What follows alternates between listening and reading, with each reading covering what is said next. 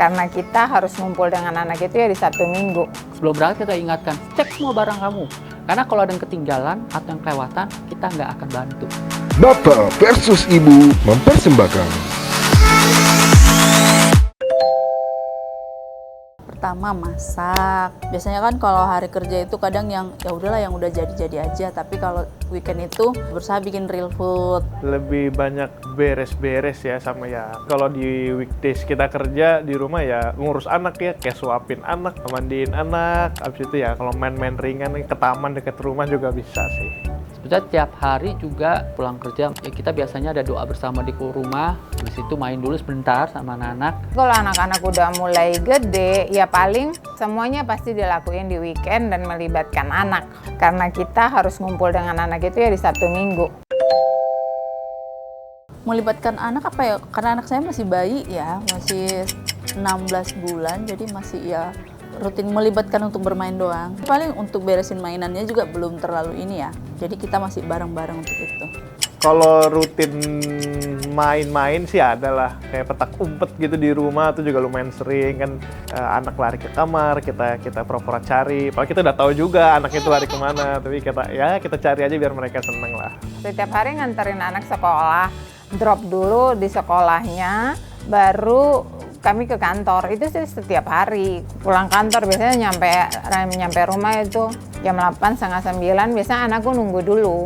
Dia pasti nunggu untuk doa bareng malam. Sekalian makan? Oh enggak, dia udah makan duluan. Dia udah makan dari jam 7, jam 8. Setiap hari lakukan biasanya kami berdoa dulu sebelum tidur. Habis itu main-main bareng tuh di kamar, main tebak-tebakan, main apa, tapi biasanya main dulu sama mereka. Baru setelah itu tidur. Biasanya itu paling 15 menit. Mungkin untuk nanti ya rencana, karena anak masih bayi, paling suruh tanggung jawab ke anak itu.